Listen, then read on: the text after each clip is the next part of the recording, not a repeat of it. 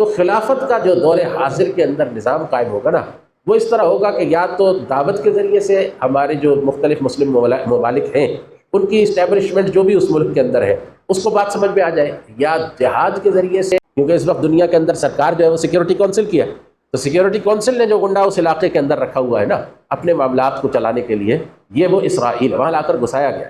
لیکن پھر بھی وہ اسرائیل جو ہے وہ امت مسلمہ کے جغرافیائی اتصال کو تبدیل نہیں کر سکتا، وہ امت کا جغرافیائی اتصال قائم ہے۔ اتحاد امت کے موضوع پر محترم قاضی ظفر الحق صاحب کی کتاب اتحاد امت ایک فریضہ ایک ضرورت اس وقت ہمارے پاس موجود ہے۔ اس کتاب کی قیمت 230 روپے ہے۔ منگوانے کے لیے رابطہ کر سکتے ہیں 030894508552 واٹس ایپ نمبر پر۔ ڈیلیوری چارجز لاگو ہوں گے۔ السلام علیکم ورحمۃ اللہ۔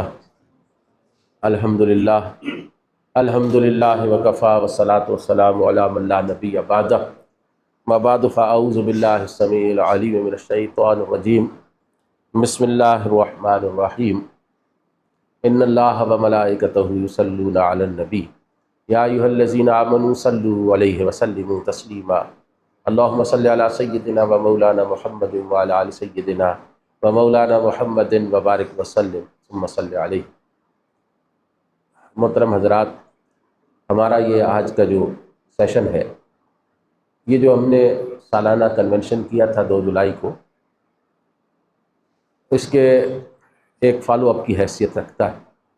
وہاں بھی بہت سے سوالات آ گئے تھے۔ اس کے بعد جو لوگ رابطہ کر سکتے تھے انہوں نے مجھے کچھ سوالات لکھ کر بھیجے۔ سوالات بہت زیادہ ہیں، لوگوں کے ذہنوں میں خلافت کے حوالے سے بہت زیادہ گنجلک پایا جاتا ہے، بہت زیادہ ایسی باتیں پائی جاتی ہیں کہ جو غیر حقیقی ہے، بہت ایسی باتیں پائی جاتی ہیں کہ جن باتوں کا خلافت کی بنیادوں سے کوئی تعلق نہیں۔ تو لہذا خلافت کے حوالے سے بات کرتے ہوئے ہمیں کچھ چیزوں کو سمجھنا چاہیے، بنیاد سے آگے کی طرف جائیں گے تو بات خود بخود سمجھ میں آتی چلی جائے۔ ایک بہت بڑا سوال جو کہ ابھی حال ہی میں اٹھایا ہے کسی صاحب نے، اور انہوں نے یہ ثابت کیا ہے کہ خلافت جو ہے یہ کوئی ضرورت ہی نہیں ہے دین اسلام کی، نہ اللہ کا تقاضا ہے نہ اللہ کے رسول کا تقاضا ہے۔ ہاں، مسلمانوں کی ایک خواہش ہے کہ ان کا کوئی خلیفہ ہو، لہٰذا وہ یہ کہتے ہیں کہ یہ ایک اسلام کی کوئی دینی اصطلاح ہی نہیں۔ بڑا سوال کھڑا کر دیا۔ اسی طریقے سے ایک سوال جو ہے وہ یہ کھڑا کیا گیا کہ خلافت جو ہے یہ تو ایک دور کے اندر اس دور کی ضرورت تھی، ضرورت ختم ہو گئی ہے، انسان جو ہے اس ترقی کر گیا ہے، نیشن اسٹیٹس قائم ہو گئی ہیں۔ نیشن اسٹیٹس جو ہے نا انسانی ضروریات کو ان طریقوں سے زیادہ بہتر طریقے اختیار کر کے پورا کر لیتی ہے جن طریقوں سے خلافت انسانی ضروریات کو پورا کرتی ہے۔ بڑے گہرے غامض قسم کے فلسفیانہ سوالات بھی ہیں جن میں بعض لوگوں کا نام نہیں لینا چاہتا، بعض بڑے بڑے نام بھی اس کے اندر شامل ہیں۔ اسی طریقے سے ایک عام سوال جو کہ تقریباً ہر آدمی جو اس دور سے تعلق رکھتا ہے وہ سوال کرتا ہے کہ خلافت قائم کیسے ہو، مطلب خلافت کے دین کی ایک ضرورت ہونے پر یا دین کے حوالے سے اس کا ایک تقاضا ہونے پر جن لوگوں کو کوئی اختلاف نہیں، ان کے ذہنوں میں بھی یہ بات ہے کہ خلافت اس دور میں تو قائم ہوتی نظر نہیں آ رہی، نہ کوئی ایسا ذریعہ نظر آ رہا ہے کہ خلافت اس ذریعے سے قائم ہو جائے۔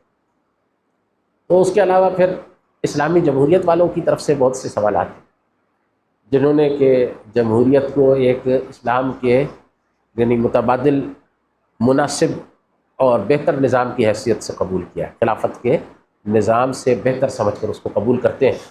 تو اس حوالے سے سوالات کی ایک لمبی قطار ہے۔ ظاہر ہے مختصر سا وقت ہے، ہو سکتا ہے حاضرین میں سے بھی کچھ لوگ اور بھی سوالات لے کر آئے ہوں، تو میں ترتیب سے ان سوالات کے کچھ جوابات دیتا ہوں۔ پہلی بات یہ ہے کہ خلافت کا لفظ جو ہے وہ عربی زبان کا ایک عام لفظ تھا۔ خلف یخلف خلفا،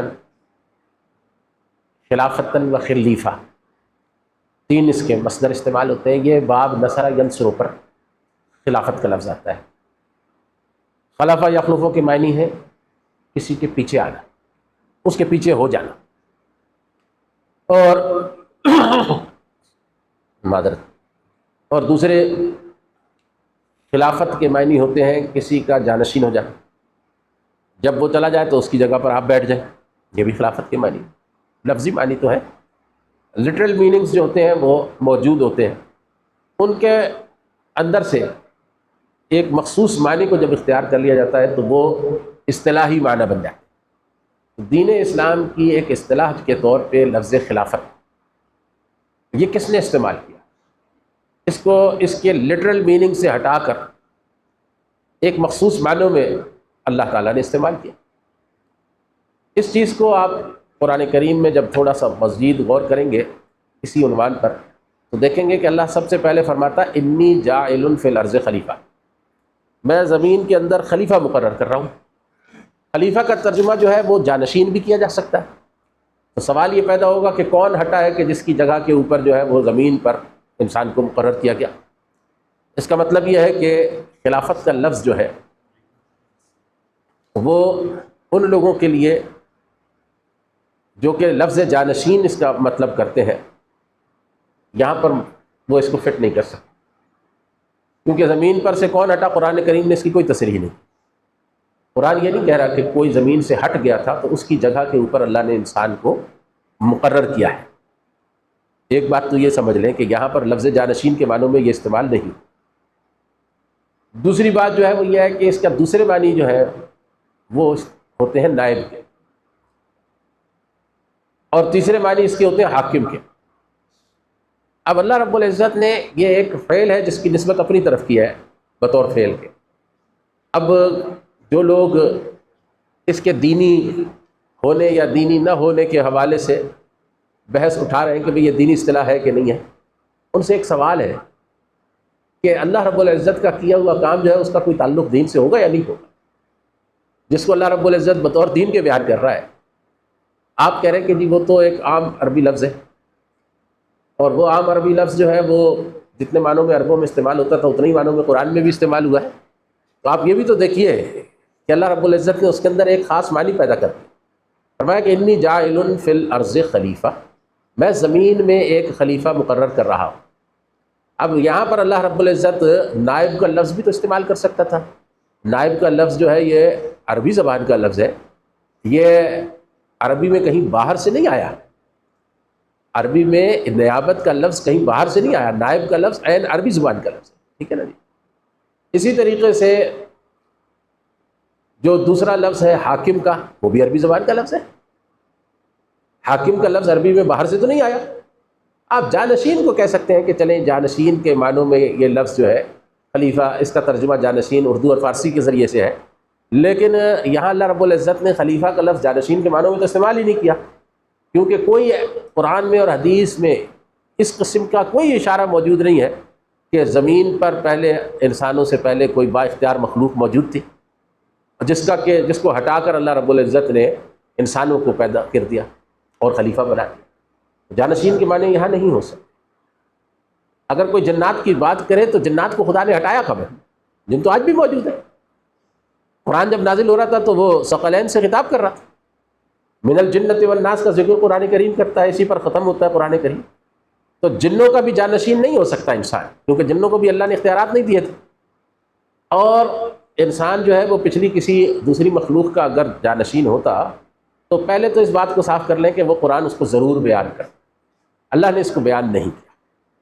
دوسری بات جو ہے وہ یہ ہے کہ اللہ رب العزت نے لفظ نائب بھی استعمال نہیں کیا، نیابت کے لفظ کو بھی استعمال نہیں کیا۔ اس لیے نہیں کیا نیابت کے لفظ کو اللہ تبارک و تعالیٰ نے استعمال کہ نائب جو ہوتا ہے اس میں اور خلیفہ میں ایک فرق ہے۔ نائب اپنی بادشاہ کی اپنے منوب عنہ، اس کو عربی میں کہتے ہیں منوب عنہ، جس کا کوئی شخص نائب ہوتا ہے اس کو کہتے ہیں منوب عنہ۔ وہ اپنے منوب عنہ کی نگرانی میں کام کرتا ہے اور اختیارات جو ہے وہ منوب عنہ خود استعمال کرتا ہے، اختیارات دیتا نہیں ہے۔ اس کا مینڈیٹ جو ہے وہ نائب کا یہی ہوتا ہے کہ جو کچھ وہ کر رہا ہے منوب عنہ، جو اصل شخصیت ہے جس نے اس کو اپنا نائب مقرر کیا، یہ اس کی مدد کرے، اس کے کاموں کے اندر جو ہے نا وہ اس کا تعاون کرے، یہ معاون کی حیثیت رکھتا ہے نائب کا لفظ۔ لہذا قرآن کریم نے نائب کا لفظ بھی یہاں استعمال نہیں کیا۔ اب قرآن نے یہاں پر حاکم کا لفظ بھی استعمال نہیں کیا، تو لفظ خلیفہ کیوں استعمال کیا؟ اس لیے کہ لفظ خلیفہ کو ایک اصطلاحی صورت دینا اللہ کے یہاں مطلوب تھا، اور وہ یہ ہے کہ جب کوئی شخصیت صاحب ایمان، فرد ہو یا جماعت یا گروہ یا قوم، وہ اللہ رب العزت کے دیے ہوئے مینڈیٹ کے مطابق اختیارات کو خود استعمال کرے تو اس کو خلیفہ کہتے ہیں۔ اللہ نے قرآن کریم سارے میں ایک ہی بات فرمائی ہے، اس کو خدا نے کہیں تبدیل نہیں کیا، نسبت ہمیشہ اپنی طرف رکھی ہے، اللہ نے بھی اور اللہ کے نبیوں نے بھی۔ پہلے یہاں فرمایا جیسے سورہ بقرہ میں کہ انی جاعل فی الارض خلیفہ، یہاں نسبت اپنی طرف فرمائی۔ حضرت ہود علیہ السلام نے اپنی قوم سے کہا وَاذْكُرُوا إِذْ جَعَلَكُمْ خُلَفَاءَ مِن بَعْدِ قَوْمِ نُوحٍ، اس وقت کو یاد رکھو کہ جب اللہ نے تمہیں زمین پر نوح علیہ السلام کی قوم کے بعد خلیفہ مقرر کیا۔ کس نے بنایا؟ اللہ نے خلیفہ مقرر کیا۔ نوح علیہ السلام کی قوم کا خلیفہ مقرر کرتے تو جانشین ہوتا، فرمایا من بعد قوم نوح، نوح علیہ السلام کی قوم کے بعد تمہیں اللہ نے مقرر کیا۔ اسی طریقے سے حضرت صالح علیہ السلام نے اپنی قوم سے فرمایا کہ وَاذْكُرُوا إِذْ جَعَلَكُمْ خُلَفَاءَ مِن بَعْدِ عَادٍ، اللہ رب العزت نے جب عاد کے بعد تمہیں جو ہے نا وہ خلافت عطا کی، تو اللہ رب العزت کی طرف اللہ بھی نسبت کرتا ہے، اللہ کے رسول بھی اس کام کی نسبت جو ہے وہ کس کی طرف کرتے ہیں؟ اللہ کی طرف کرتے ہیں، کہ یہ اللہ کرتا ہے، خلیفہ اللہ مقرر کرتا ہے۔ اب قرآن کریم یہ بتاتا ہے حضرت آدم علیہ السلام کو تو اللہ نے خلیفہ مقرر کیا، حضرت داؤد علیہ السلام کو بطور اللہ کے خلیفہ کے اللہ نے سلطنت بھی عطا کر دی۔ تو یہ فرمایا کہ یا داؤد انا جعلناک خلیفۃ فی الارض، اے داؤد ہم نے تم کو زمین میں خلیفہ مقرر کیا ہے۔ اب یہاں پر ترجمے اگر آپ کرنا چلیں گے تو وہ نائب کا ترجمہ کریں گے یا جانشین کا ترجمہ کریں گے یا کوئی بھی ترجمہ آپ کریں گے، وہ یہاں پر فٹ نہیں بیٹھے گا۔ اس کی وجہ ہے کیونکہ اللہ اس کی نسبت اپنی طرف کر رہا ہے نا۔ جب اللہ فرما رہا ہے یا داؤد انا جعلناک خلیفۃ فی الارض، اللہ اپنا کیا ہوا کام بتا رہا ہے کہ میں نے تمہیں زمین کے اوپر اپنا خلیفہ مقرر کیا ہے، ٹھیک ہے۔ اور یہ بات عربی زبان کے اندر ایک مسلمہ اصول کی حیثیت رکھتی ہے کہ جب کوئی شخص کسی کا خلیفہ مقرر کیا جائے، اس کا جانشین یا اس کا نائب مقرر کیا جائے، تو یہ وضاحت کی جاتی ہے کہ یہ فلاں کا جانشین یا فلاں کا نائب ہے۔ جیسے حضرت ابو بکر رضی اللہ تعالیٰ عنہ کو جب مقرر کیا گیا، نبی کریم صلی اللہ علیہ وسلم کی جگہ پر اس امت کا امیر بنایا گیا، تو دوسرے امیر حضرت ابو بکر صدیق رضی اللہ تعالیٰ عنہ، تو ان کو کہا گیا خلیفۃ الرسول اللہ، اللہ کے رسول کے خلیفہ، اللہ کے رسول صلی اللہ علیہ وسلم کی جگہ پر بیٹھنے والے آپ کے جانشین۔ پھر اس کے بعد جب حضرت عمر رضی اللہ تعالیٰ عنہ کو خلیفہ مقرر کیا گیا تو ان کو کہا گیا شروع میں خلیفۃ رسول اللہ، یا اللہ کے رسول کے جانشین کا جانشین ہے، تو یہ لمبی ہو گئی بات۔ حضرت عمر فاروق رضی اللہ عنہ ان باتوں پر غور کرتے تھے، تو انہوں نے فرمایا کہ یہ تو بہت مشکل ہو جائے گا کہ یہ ہر مطلب آپ ایک سیریز بڑھا رہے ہیں تو تیسری چوتھی سیریز تک تو بات کرنے والا جو ہے نا جب تک بات کرے گا تو معاملہ خراب ہو جائے گا۔ تو انہیں آ کر کسی شخص نے کہا یا امیر المؤمنین، اے مومنین کے امیر۔ آپ نے فرمایا یہ لقب ہے، یہ جو ہے نا ہر شخص کے لیے پورا فٹ بیٹھتا ہے، لہذا خلیفہ کے لیے یہ لفظ اختیار کر لیا جائے امیر المؤمنین۔ چنانچہ حضرت عمر فاروق رضی اللہ عنہ سب سے پہلے امیر المؤمنین بنائے گئے، یعنی مقرر تو ہو چکے تھے خلیفہ، ان کو کہا گیا یہ امیر المؤمنین ہے، مومنین کے امیر۔ تو یہ سب بہت بجا اور برجستہ بات تھی نا، اس لیے ایک بات تو اس کو کلیئر کیجئے کہ اللہ اور اللہ کے رسول نے خلافت جو ہے اس کا تعلق ہمیشہ اللہ کے ساتھ قائم کیا ہے کہ اللہ کا خلیفہ۔ اچھا، دوسری بات یہ ہے کہ جب کسی کا خلیفہ مقرر ہوا ہے تو اس کے ساتھ بیان کیا جائے گا، لیکن جب کوئی شخص یہ کہے کہ میں نے اس کو خلیفہ مقرر کیا، یہ وضاحت نہ کرے کہ کس کا خلیفہ مقرر کیا، تو اس کے مطلب یہ ہوتا ہے کہ اس کو میں نے اپنا خلیفہ مقرر کیا، یعنی یہ اب اس کا نائب ہو۔ تو انی جاعل فی الارض خلیفہ میں اگر آپ اس کا نائب کا ترجمہ کرتے ہیں تو اللہ فرما رہا ہے یہ میرا نائب ہے، تو پھر اس کا دین سے کوئی تعلق نہیں، یہ کوئی دینی اصطلاح نہیں ہے اللہ کا نائب ہونا۔ یہ تو ایک حیران کن بات ہے جو کہ پتہ نہیں کس فلسفیانہ مزاج کے ساتھ انہوں نے فرما دی، اور جناب دنیا کے اندر وہ چل پڑی، کیونکہ لوگ ذرا ایسی باتیں جو ہے نا لے کر چل پڑتے ہیں۔ تو بات جو ہے وہ یہ ہے کہ اللہ تعالیٰ انہیں بھی ہدایت نصیب فرمائے، ہمیں بھی ہدایت دے، اور ہمیں سب سے پہلے ہدایت نصیب فرمائے، ہم اس کے سب سے زیادہ محتاج ہیں۔ تو نائب بھی اللہ رب العزت نے ہی مقرر فرمایا، اپنا دین ہے، یہی دین ہے نا۔ اور پھر اس کا ایک مینڈیٹ جو ہے نا وہ یہ ہے کہ اللہ نے فرمایا کہ فَإِمَّا يَأْتِيَنَّكُم مِّنِّي هُدًى فَمَن تَبِعَ هُدَايَ فَلَا خَوْفٌ عَلَيْهِمْ وَلَا هُمْ يَحْزَنُونَ۔ جب بھی تم میں سے کسی کے پاس میری ہدایت آئے گی، پھر وہ اس کی پیروی کرے گا، اس کو کوئی خوف اور غم لاحق نہیں ہوگا۔ تو خلیفہ کون ہوتا ہے؟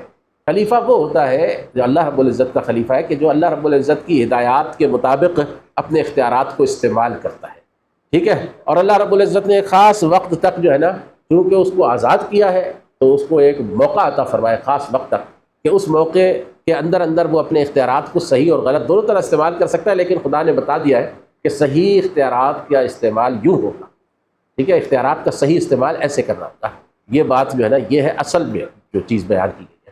یہ کہتے ہیں خلافت، اس کو کہتے ہیں کہ اہل ایمان کا، قرآن نے اس کے سوا کہیں استعمال ہی نہیں کیا۔ میں آپ جو کوئی آدمی اس پر قرآن کریم کی جو آیات ہیں 20-21 ان کی جو خلافت سے تعلق رکھتی ہیں، ان کے اوپر جب کوئی آدمی بات کرنا چاہے تو اس کو میں بیٹھ کر 20-21 آیات کو تو اس وقت نہیں بیان کر سکتا، ان کے معنی مفہوم اور ان کے سیاق و سباق کو، لیکن میں اس کو ثابت کر کے بتا سکتا ہوں کہ اللہ رب العزت نے کیا فرمایا۔ اللہ نے ہر جگہ ایک ہی بات فرمائی ہے، اور وہ یہ ہے کہ ایسے اہل ایمان کہ جو زندگی اپنی بھی اور اپنے اختیارات جو زمین پر ان کو حاصل ہیں وہ اللہ رب العزت کی ہدایات کے مطابق استعمال کرتے ہیں، وہ خلیفہ ہے۔ قرآن کریم نے انہی کو صرف خلیفہ کہا ہے، باقی خدا نے کبھی کسی مشرک کو، کبھی کسی کافر کو، کبھی جو ہے نا وہ خدا نے اپنے کسی باغی کو خلیفہ قرار نہیں دیا۔ ان کو خدا نے بادشاہ ملک قرار دیا، لیکن اللہ نے کبھی ان کو خلیفہ قرار نہیں دیا۔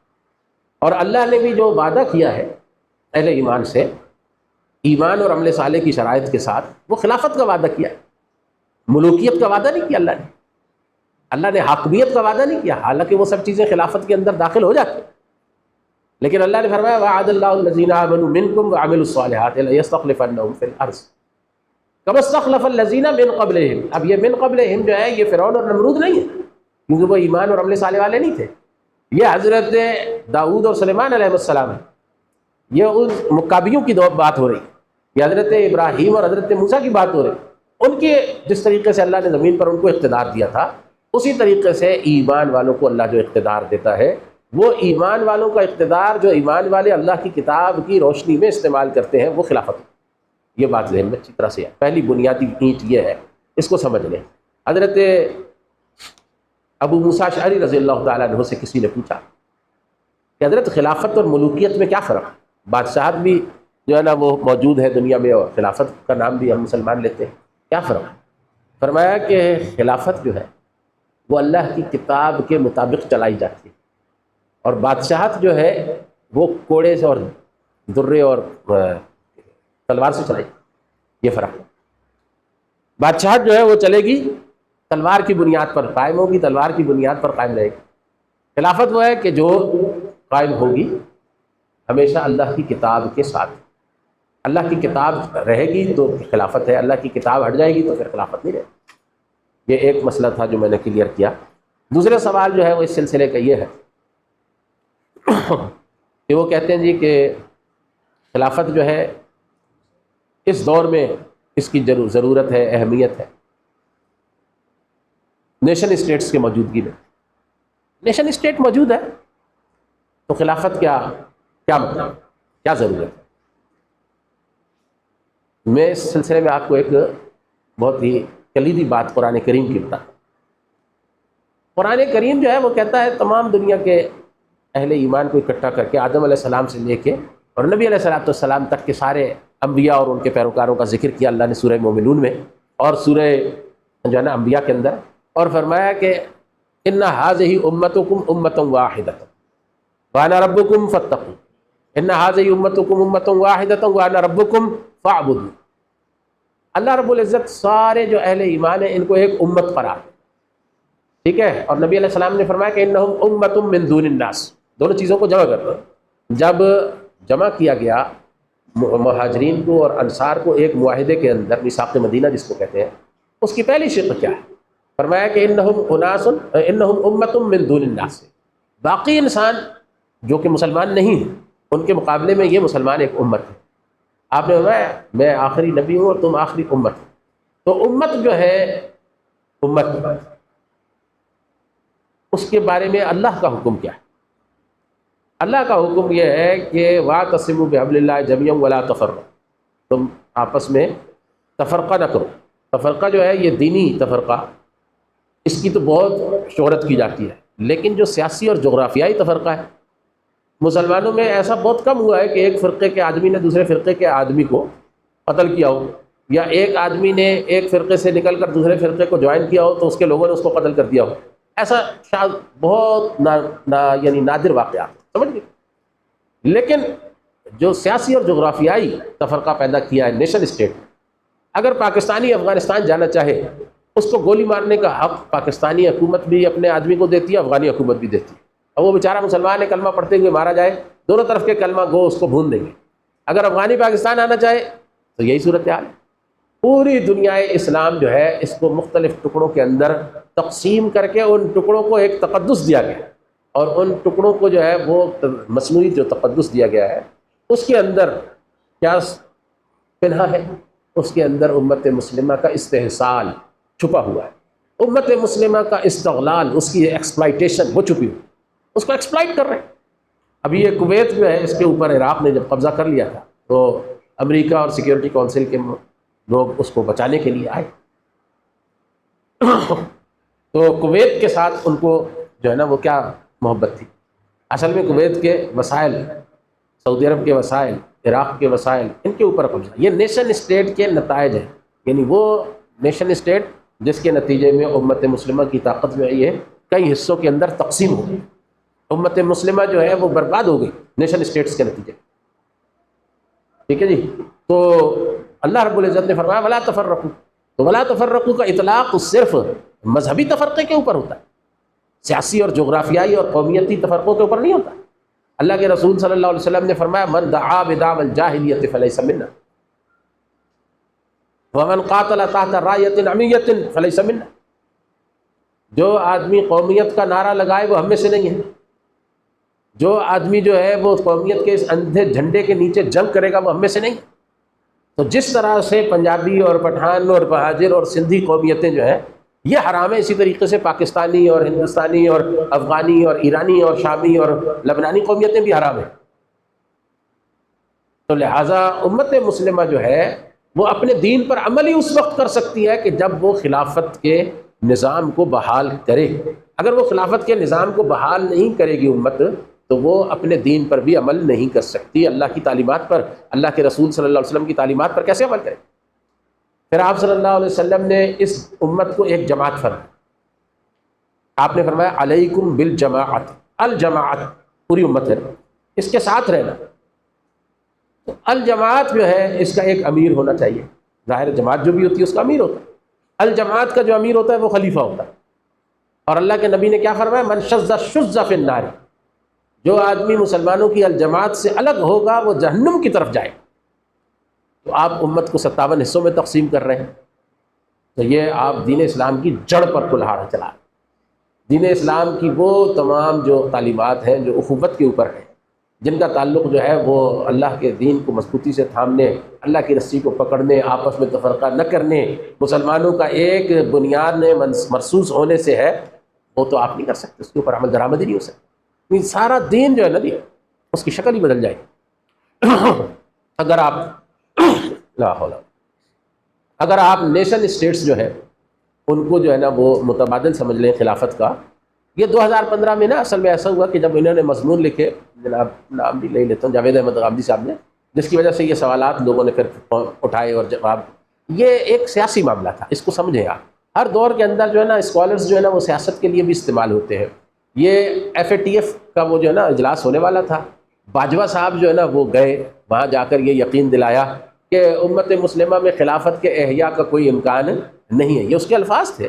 وہاں جا کر FATF کے اندر جنرل باجوہ نے یہ لفظ استعمال کیا کہ اس مسلمانوں کے اندر خلافت کے دوبارہ پیدا ہونے اور زندہ ہونے کا کوئی امکان نہیں ہے، یہ چند چھوکروں کی خواہشات ہیں، یہ ان کے نظریات ہیں، یہ ان کے عقائد ہیں، یہ ورنہ امت میں اس کی قبولیت کا کوئی امکان نہیں۔ اس دور کے اندر خلافت کے حوالے سے انہوں نے جو ہے نا مضمون لکھے کہ نہ خلافت جو ہے نا وہ اللہ نے اس کا حکم دیا ہے، نہ اللہ کے رسول نے دیا ہے، نہ وہ خلافت جو ہے وہ ہم مسلمانوں کی خواہش، یعنی اس حد تک رکھا مسلمانوں کی خواہش ہے، اگر ہو جائے تو ٹھیک ہے، نہ ہو تو خیر ہے، کوئی مسئلہ نہیں۔ تو یہ جو ہے نا اسلام کو اسی طریقے سے تبدیل کرنے کا ایک عمل چلتا رہتا ہے، لیکن اسلام جو ہے نا اللہ رب العزت نے قرآن میں محفوظ کر دیا ہے، اسے تبدیل کرنا کسی کے بس کا کام ہے نہیں، خواہ وہ کتنے ہی بلند ترین محققانہ مقام پر پہنچ جائے، جب وہ بنیادی غلطیاں کرے گا وہ پکڑا جائے گا، اللہ اس کو جو ہے نا وہ رسوا کر دے۔ تو اس بات کو ذہن میں رکھیں۔ دوسری بات کہ اسلام کی تعلیمات پر عمل درآمد بغیر خلافت کا نظام قائم کیا آپ کر ہی نہیں سکتے۔ پھر آپ کہتے ہیں، آپ بات کرتے ہیں اتحاد امت کی، اتحاد امت کا عملی نمونہ جو ہے وہ خلافت کے سوا کیا ہے وہ مجھے بتا دیں۔ بھائی آپ سارے مسلمان ملک مل کر ایک پلیٹ فارم پر آئیں اور آنے کے بعد اپنا ایک جو ہے نا وہ ایکٹیو قسم کا مرکز بنائیں اور ایک اپنا جو ہے نا صدر اور سربراہ مقرر کریں، اور کس چیز کا نام خلافت، اس کے بغیر، اور اگر وہ ایکٹیو نہیں ہوگا تو اس کو بنانے کا فائدہ کوئی نہیں۔ آج اگر امت مسلمہ اس وقت خلافت کا احیاء کرے تو اس کے نتیجے میں امت مسلمہ کے پاس کم از کم کچھ نہیں تو 1.5 کروڑ کے قریب تیار فوج موجود ہے۔ امت مسلمہ کے پاس اس وقت امریکی، برطانوی، فرانسیسی، روسی، چینی اور اس کے علاوہ یورپی یونین کے دیگر ممالک کی سب کی ٹیکنالوجیز امت کے پاس موجود ہے، اور امت ان سب سے بہتر رول پلے کر سکتی۔ اور امت جو ہے نا وہ اللہ کے فضل سے صحابہ کرام رضوان اللہ تعالیٰ علیہ مجمعین کی محنت کے نتیجے میں امت جو ہے وہ ایک جغرافیائی اتصال کا نام ہے۔ جب آپ انڈونیشیا سے چلتے ہیں تو موریتانیہ تک امت مسلمہ کے درمیان میں کوئی غیر مسلم ملک نہیں آتا۔ انڈونیشیا آتا ہے، پھر اس کے بعد ملائیشیا آتا ہے، پھر اس کے بعد آپ جو ہے نا وہ دیکھ لیں بنگلہ دیش آ جاتا ہے۔ ایک طرف وہ متصل ممالک ہیں، دوسری طرف جو ہے نا وہ آپ دیکھیں کہ ترکستان ہے، روسی ترکستان ہے، چینی ترکستان ہے، پھر ترکیہ ہے، وہ اتصال ہے۔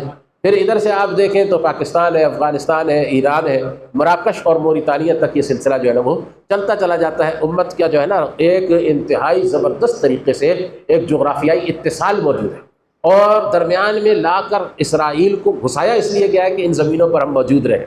اسرائیل جو ہے وہ گنڈا ہے کہ جو سرکار پالتی ہے نا اپنے جو ہے نا معاملات کو چلانے کے لیے، تو یہ سرکاری گنڈا ہے، جیسے جو سیکیورٹی کونسل کا پالا، کیونکہ اس وقت دنیا کے اندر سرکار جو ہے وہ سیکیورٹی کونسل کی ہے، تو سیکیورٹی کونسل نے جو گنڈا اس علاقے کے اندر رکھا ہوا ہے نا اپنے معاملات کو چلانے کے لیے، یہ وہ اسرائیل وہاں لا کر گھسایا گیا۔ لیکن پھر بھی وہ اسرائیل جو ہے وہ امت مسلمہ کے جغرافیائی اتصال کو تبدیل نہیں کر سکتا، وہ امت کا جغرافیائی اتصال قائم ہے۔ یعنی امت کے پاس جو صلاحیتیں ہیں، جو اس وقت دنیا کا آپ 70% جو ہے نا آئل اس کو آپ اون کر رہے ہیں، دنیا کے اندر گیس کے جو ہے نا وہ 70-80% ذخائر وہ آپ اون کر رہے ہیں، دنیا کے اندر جو ہے نا وہ تمام دنیا کی ٹیکنالوجیز بھی آپ کے پاس ہیں، اور آپ کے پاس افغان قوم بھی موجود ہے جس نے دنیا کے 2 حصے جو تھے، یعنی ایک کمیونسٹ ورلڈ اور ایک جو ہے نا وہ یہ کیپٹلسٹ ورلڈ، ان دونوں کو دور حاضر میں شکست دی ہے۔ ان کے نام سے بھی ان کے جو ہے نا وہ پنپنے کانپ جاتے ہیں، ٹھیک ہے نا جی۔ تو یہ امت مسلمہ کے اتحاد کی اگر آپ بات کرتے ہیں تو اتحاد کے لیے بھی کوئی مثبت بنیاد سوائے خلافت کے موجود نہیں ہے۔ اللہ کے دین کا حکم بھی ہے، یہ بھی اب آپ نے میں عرض کر دوں کہ بعض لوگ یہ سمجھتے ہیں کہ چلو یہ تو باتیں ہو گئی نا، یعنی مفادات کی، یہ تو سیاسی اور جغرافیائی فوائد کی بات ہو گئی، دین کا تقاضا کیا ہے؟ دین کیا کہتا ہے؟ دین کیا کہتا ہے؟ اللہ کے رسول صلی اللہ علیہ وسلم نے مسلمانوں کو پابند کیا ہے کہ نہیں کہ وہ قرآن اور سنت کے مطابق زندگی بسر کریں، وہ قرآن اور سنت کے اوپر چلیں؟ تو یہ جو ہے تقاضا اللہ کے حبیب صلی اللہ علیہ وسلم کا صاف الفاظ میں، انا آمرکم بخمس، میں تمہیں 5 باتوں کا حکم دیتا ہوں، بالجماعت، الجماعت یعنی امت کے ساتھ جڑ کر رہنا، والسمع والطاعت، اور سمع و طاعت کے نظام یعنی خلیفہ کے ساتھ جڑ کر رہنا، امیر المومنین کے ساتھ جڑ کر رہنا، والہجرت والجہاد فی سبیل اللہ، اور اللہ کے راستے میں جہاد بھی کرتے رہنا اور اللہ کے راستے میں ہجرت بھی کرتے رہنا، جہاں مسلمانوں کو دعوت دینے کی اجازت نہ رہے وہاں سے مسلمانوں کو ہجرت کر جانی چاہیے ان کفار کے ملکوں سے۔ تو یہ اللہ کے حبیب صلی اللہ علیہ وسلم کا دیا ہوا حکم بھی ہے۔ کہ آپ نے فرمایا کہ تمہارے اوپر یہ کام کرنا ضروری ہے، انا آمرکم بخمس، میں تمہیں حکم دے رہا ہوں۔ حضرت حذیفہ بن الیمان رضی اللہ تعالیٰ عنہ نے بڑے جو حادثات تھے ان حادثات کے حوالے سے پوچھا کہ یا رسول اللہ اگر وہ زمانہ میں پائے تو پھر میں کیا کروں؟ تو آپ صلی اللہ علیہ وسلم نے سے انہوں نے پوچھا کہ فما تأمرنی یا رسول اللہ کے رسول، آپ مجھے کیا حکم دیتے ہیں؟ آپ نے فرمایا علیک بالجماعت، تیرے اوپر جماعت کے ساتھ رہنا لازم ہے۔ مسلم شریف کی حدیث میں ہے تلزم جماعت المسلمین و امامہم، مسلمانوں کی جماعت اور ان کے امام یعنی مسلمانوں کے خلیفہ کے ساتھ جڑ کر رہنا۔ تو اللہ تبارک و تعالیٰ نے بھی حکم دیا ہے قرآن کریم کے اندر وَلْتَكُن مِّنكُمْ أُمَّةٌ يَدْعُونَ إِلَى الْخَيْرِ وَيَأْمُرُونَ بِالْمَعْرُوفِ وَيَنْهَوْنَ عَنِ الْمُنكَرِ۔ اللہ نے فرمایا إِنَّ هَٰذِهِ أُمَّتُكُمْ أُمَّةٌ وَاحِدَةٌ۔ اللہ رب العزت نے فرمایا کہ وَلَا تَفَرَّقُوا، اللہ نے فرمایا إِنَّمَا الْمُؤْمِنُونَ إِخْوَةٌ فَأَصْلِحُوا بَيْنَ أَخَوَيْكُمْ وَاتَّقُوا اللَّهَ لَعَلَّكُمْ تُرْحَمُونَ۔ اللہ رب العزت جو ہے یہ بات فرماتا ہے کہ مسلمان آپس میں بھائی ہیں، بھائیوں کے لیے آپ جو ہے نا وہ ایسے گھر بنا دیں نیشن اسٹیٹس کے جہاں ایک بھائی دوسرے بھائی کے گھر میں داخل ہو تو وہ گولی مار دے سکتے، یا کم از کم پکڑ کر اسے قید کر دیں، اگر بہت ہی انسانیت کی تو اس کو واپس جو ہے نا وہ ڈیپورٹ کر کے اسی ملک میں پہنچا دیں، اپنے ملک میں رہا دیں۔ بھائیوں کے حالات ہیں، بھائیوں کا معاملہ ہے۔ تو بات یہ ہے کہ اتنے دلائل ہیں اس قدر کہ قرآن اور سنت کی تعلیمات پر بغیر خلافت کے عمل درآمد نہیں ہو سکتا۔ یہ بہت لمبا ایک موضوع بن جاتا ہے، ہر پہلو سے میں نے آپ کا ذکر کر دیا۔ قرآن بھی یہ کہہ رہا ہے اور پھر اللہ کے رسول بھی کہہ رہے ہیں، پچھلے انبیاء علیہ الصلوۃ والسلام بھی زمین پر خلافتی کی بات کرتے آئے ہیں، اللہ نے بھی زمین پر آدم علیہ السلام کو خلیفہ مقرر کیا۔ اللہ رب العزت نے جب حضرت نوح علیہ السلام کی قوم جو ہے اس کے سامنے جو لوگ تھے کافر کو مٹا دیے تو ان کو فرمایا نوح علیہ السلام کی قوم کو کہ ثم جعلناکم خلیفۃ فی الارض، پھر ہم نے تمہیں زمین پر جو ہے نا وہ خلیفہ بنا دیا۔ اب بات یہ ہے کہ یعنی اتنے دلائل ہیں خلائف فی الارض، ہم نے تمہیں زمین پر خلیفہ کی جمع ہے خلائف، خلفاء بھی آتی ہے خلائف بھی آتی ہے، جہاں جہاں بھی اللہ نے نسبت دی اپنی طرف دی ایک بات، دوسری بات یہ نبیوں نے خلافت کی نسبت کی ہے اللہ کی طرف، تیسری بات یہ کہ صحابہ کرام نے خلافت کا لفظ استعمال کیا ہے ہمیشہ خلیفہ کے لیے، اور بادشاہ کا لفظ استعمال کیا ہے بادشاہوں کے لیے۔ خود نبی کریم صلی اللہ علیہ وسلم نے دو اصطلاحات الگ الگ بیان فرمائی۔ آپ نے فرمایا الخلافت بعدی، خلافت میرے بعد 30 سنتاً 30 سال رہے گی، ثم تصیر ملکن، پھر اس کے بعد وہ بادشاہت میں تبدیل ہو جائے گی۔ بادشاہ جو ہے وہ پھر سارے کام اللہ کے دیے ہوئے مینڈیٹ کے مطابق نہیں کرتا، بادشاہ جو ہے وہ پھر اس کے اندر بیچ میں اپنی طرف بھی معاملات کو لے کر آتا ہے، اپنی خواہشات کو، اپنے خاندان کی خواہشات کو وہ پورا کرتا ہے، سارے معاملات میں اللہ کے مرضی کو پورا نہیں کرتا، اگرچہ کتنا ہی بڑا مسلمان بادشاہ ہو تو بادشاہت تو حاصل ہی ہوتی ہے، وہ تلوار کی بنیاد کے اوپر حاصل ہوتی ہے، تو خلافت تو تلوار کی بنیاد پر حاصل نہیں ہوتی، وہ تو مشورے سے ہوتی ہے۔ یہ دوسرا سوال تھا، اس کا جواب ہے۔ اب یہ جو ایک تیسرا سوال ہے نا وہ میں اس کا بھی جواب دے دوں، پھر اگر آپ لوگوں کا کوئی سوال ہوگا اس سے بھی بات کریں۔ تیسرا جو ہے وہ یہ سوال ہے، بڑا کثرت سے کیا جاتا ہے کہ خلافت اس دور میں کیسے قائم ہو۔ اس چیز کو جو ہے نا جو لوگ پولیٹیکل سائنس سے واقف ہیں، پڑھا ہوا ہے انہوں نے، وہ ان کو معلوم ہے دنیا کے اندر کسی بھی ملک میں جہاں آپ اپنے سیاسی نظام کی دعوت شروع کرتے ہیں، ایک مختلف سیاسی اور معاشی نظام کی دعوت دیتے ہیں، تو اس ملک کے اندر پہلے سے ایک سیاسی اور معاشی نظام موجود ہو، آپ خلا میں تو نہیں کام کرتے، تو دعوت جو ہے نا وہ آپ کی اگر عوام میں اور خواص میں دونوں میں مقبول ہو جائے تو خواص جو ہے نا وہ اس کو تبدیل کر دیتے ہیں، خواص یعنی حکمران اسٹیبلشمنٹ، وہ اس کو تبدیل کر دیتی ہے، اور وہ اس کے دل اور دماغ میں جب ایک بات بیٹھ جائے، مکہ جو ہے اس کے خواص کے دل اور دماغ میں اسلام نہیں بیٹھا، نہیں قبول کیا، اہل مدینہ کے دل و دماغ میں ان کے خواص کے دل اور دماغ میں اسلام بیٹھ گیا، تو انہوں نے جو ہے نا وہ اپنا نظام خود ہی نبی کریم صلی اللہ علیہ وسلم کے حوالے کر دیا۔ تو مدینہ جو ہے وہ دعوت کی فتوحات میں سے ایک فتح ہے نا، اور مکہ جو ہے وہ بالآخر تلوار کی فتوحات میں سے ایک فتح ہے۔ یعنی دعوت اور جہاد جو سیاسی نظام تبدیل ہوتے ہیں انہی دو ذرائع سے ہوتے ہیں۔ جیسے ابھی آج سے کچھ غالباً 40 سال پہلے، بالکل 40 سال پہلے رشیا کے اندر جب 1985 میں گورباچوف آیا نا، تو گورباچوف جو ہے وہ دل اور دماغ بالکل اس کا اس بات کے اوپر کنونس ہو چکا تھا، گورباچوف کا دل بھی راضی تھا، دماغ بھی، اور اس نے اپنے پالٹ بیورو کے لوگوں کو بھی، کہ بھائی روس جو ہے نا ختم ہو جائے گا اگر ہم مزید آگے کی طرف اپنی فوجیں بھیجتے چلے گئے، جنگیں کرتے چلے گئے، تو وہ سب ہو جائے گا، تو ختم ہو جائیں گے. ہمارے پاس اتنے وسائل تو نہیں ہے دنیا فتح کر، اور ہمارے مقابلے میں ساری دنیا جو ہے وہ ہمارے مخالفین کی مدد کر رہی ہے. اور دوسری بات جو ہے وہ اس نے یہ لگائی کہ بھائی اندرونی طور پہ جو گھٹن ہے وہ اتنی بڑھ گئی ہے کہ کسی بھی وقت ہمارے خلاف انقلاب آ سکتا ہے. تو اس نے دو پالیسیز دی. ایک پالیسی کا نام ہے گلاس ناسٹ اور دوسری کا نام ہے پریسٹرائکا.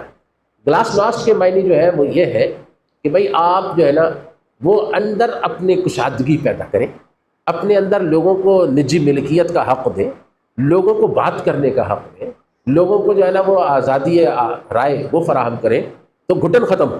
اور دوسری بات جو ہے وہ یہ ہے کہ ان کی شرکت جو ہے نا الیکشنز کے ذریعے سے عوام کی شرکت وہ نظام میں اس کا کوئی راستہ نکالے.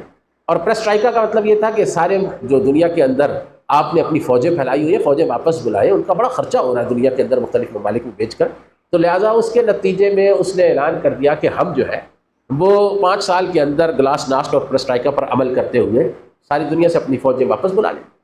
اب یہ ہوا کہ جب رشیا اس مقام پر پہنچ گیا 1988 کا انہوں نے ٹائم دیا 1 جنوری 1989 کا کہ بھئی اس وقت تک ہم افغانستان سے فوجیں ودرا کر لیں گے، اور باقی بھی سینٹرل ایشیا سے اور جو ایسٹ جو ہے نا یورپ تھا اس سے انہوں نے اپنی فوجیں واپس بلانا شروع کر. تو کمیونزم جو ہے وہ اپنے گھر کے اندر لپٹ گیا، ختم ہو. اسی طریقے سے یہ آج سے کچھ عرصہ پہلے جو ہے نا ڈینگ زیاؤپنگ جو چائنا کا صدر تھا، اس کو یہ بات سمجھ میں آ گئی کہ کمیونزم جو ہے نا یہ کیپٹلزم کے مقابلے میں مسلسل جو شکست پر ہے اس کی وجہ یہ ہے کہ ہماری کچھ غلطیاں ہیں. ہم عوام کو جو ہے نا وہ ریلیف نہیں دے رہے، ہم عوام کو جو ہے نا وہ ذاتی ملکیت کا حق نہیں دے رہے، تو ہمارا نقصان ہو رہا ہے اور دنیا میں ہمارا فلسفہ بھی نہیں پھیل رہا، ہمارا ٹریڈ بھی نہیں پھیل رہا، ہم اندر بند پڑے ہوئے ہیں اور نقصان پر نقصان اٹھا رہے ہیں اور ہم اپنے جھوٹے دعوے کر رہے ہیں. تو لہٰذا اس نے جو ہے نا وہ پھر وہی پالیسی جو ہے نا ڈینگ زیاؤپنگ نے وہ اختیار کی کہ بھئی آپ جو ہے نا وہ فری ٹریڈ کریں اور آپ جو ہے نا عوام کو جو ہے نا وہ ذاتی ملکیت کے حقوق وغیرہ دیں. جب بات اوپر والوں کو، میں نے 2 مثالیں دے دی اور بھی بہت مثالیں، جب بات اوپر والوں کو سمجھ میں آ گئی تو نظام جو ہے وہ تبدیل ہو گیا. نظام کی تبدیلی کا ایک راستہ جو ہے نا جو کہ پرامن راستہ ہے وہ یہ ہے کہ دعوت کے ذریعے سے جن لوگوں کے ہاتھ میں نظام ہے ان کو بات سمجھا دی جائے، اور ان میں جو پاورفل پرسنالٹی ہے، جیسے کہ کسی ملک میں صدر ہوتا ہے، کسی ملک میں وزیر اعظم ہوتا ہے، کسی ملک کے اندر جو ہے وہ آرمی چیف ہوتا ہے، جیسے ہمارے ملک میں آرمی چیف ہے، باقی سارے کٹ پتلیاں اس کے آگے. تو یہ جو ہے نا ان لوگوں کو جو ہے نا جب بات سمجھ میں آ جاتی ہے پھر نظام تبدیل ہو سکتا ہے. ایک صورت.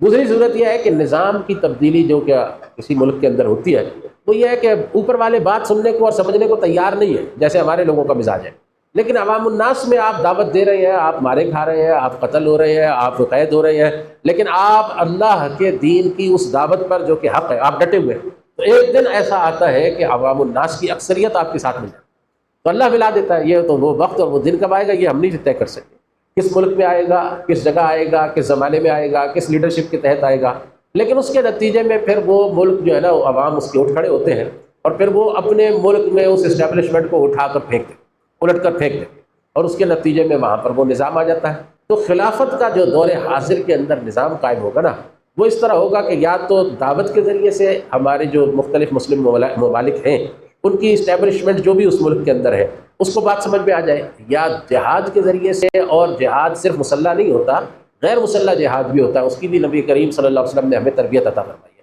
تو اس کے ذریعے سے جو ہے نا وہ قوم ان کو لٹ کر پھینک دے جو سروں پر بیٹھے ہوئے ہیں، اور وہاں پر جو ہے وہ نظام امارت قائم ہو جائے. وہ نظام امارت جو ہے اس کو ساری دنیا کے مسلمان قبول کر لیں، یا 4-5 مسلم ملکوں کی امارتی سسٹم، امارت اسلامی 4-5 ملکوں میں قائم ہو جائے اور وہ پھر آپس میں اتحاد کر کے خلافت قائم کر لیں. خلافت کا نیچرل جو راستہ ہے وہ یہ ہے.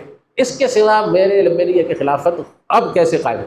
نبی علیہ السلام نے بھی خلافت قائم کی تو دعوت کے ذریعے سے جو ہے نا وہ مدینہ میں، اور جہاد کے ذریعے سے مکہ کے اندر جو ہے نا فتح حاصل، ٹھیک ہے نا.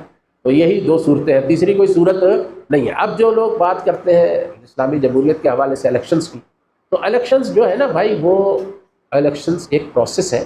جو کوئی بھی سسٹم جو دنیا کے اندر چل رہا ہے کسی ملک میں، اس سسٹم کے اندر افراد کو تبدیل کرنے کا ایک ذریعہ ہے. افراد جو اسی سسٹم کے ساتھ، اسی کے پالے ہوئے، اسی کے ساتھ مطابقت رکھنے والے جو لوگ ہوتے ہیں، ان میں سے کسی کو آپ نے پسند نہیں کیا، اس کو ناپسند کیا، اس کو بدلنا ہے. اس کے لیے تو ہمیشہ یہ کام ہو سکتا ہے کہ انتخابات کے ذریعے آپ ناپسندیدہ افراد کو تبدیل کر دیں۔ لیکن پچھلے 350 برس کی ایک تاریخ ہے انتخابات کی نا، 1648 کے اندر جا کر جو ہے نا وہ انقلاب شروع ہوا تھا یورپ میں، تو وہ انتخابات اور میگنا کارٹا اور یہ اور وہ سب، وہ نظام تبدیل نہیں کر سکتے۔ یہاں قاضی حسین احمد صاحب تشریف لائے تھے ایک دفعہ نا، اس میں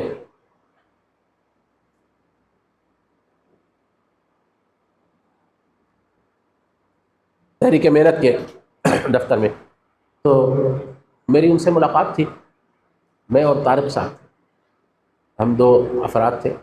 ادھر جو ہے نا وہ قاضی حسین احمد صاحب اور سید منور حسن صاحب تھے۔ یہ آج سے کوئی 30 برس پہلے کی بات، شاید 35 برس ہو گئے۔ تو بلکہ مجھے یاد پڑتا ہے کہ یہ 3 جون 1988 کی بات، یہ 3 جون 1988 کی بات۔ تو اس وقت قاضی صاحب کے ساتھ میری ملاقات ہوئی، تو میں نے ان سے کہا، آپ کو یہ پتہ نہیں ہے شاید کہ وہ جغرافیہ کے پروفیسر تھے، تو جغرافیہ اور تاریخ کا بڑا قریبی تعلق ہوتا ہے۔ تو میں نے ان سے سوال کیا، میں نے ان سے کہا کہ پچھلے 350 برس میں جو جدید ریاست ہے، اس کا نظم پیدا ہوا ہے، اس کی شکل پیدا ہوئی، اس 350 برس میں الیکشنز کے ذریعے سے کسی ملک کا نظام بدلا ہو، کیپٹلزم سے کمیونزم آ گیا ہو، کمیونزم سے کیپٹلزم آ گیا ہو، بادشاہت سے جمہوریت تبدیل ہو گئی ہو، کوئی نظام بذریعہ الیکشن جو ہے وہ کسی ملک کا بدلا ہو، کوئی تاریخ پر آپ کے ریکارڈ میں کوئی ایسی بات ہے؟ حاجی صاحب بہت سمجھدار آدمی تھے، چپ ہو گئے بالکل، ایک دم یک ٹک مجھے دیکھتے رہے۔ پھر انہوں نے کہا، نہیں، کوئی ایسا نظام جو تبدیل ہوا ہے دنیا میں الیکشنز کے ذریعے سے، اس کی تبدیلی نہیں۔ نظام ہمیشہ جو ہے وہ طاقت کے ذریعے سے تبدیل ہوتا ہے، دعوت کی طاقت ہو یا جہاد کی طاقت۔ تو یہ جو ہے نا جواب ہے اس سوال کا کہ بھئی اس دور میں خلافت کیسے قائم؟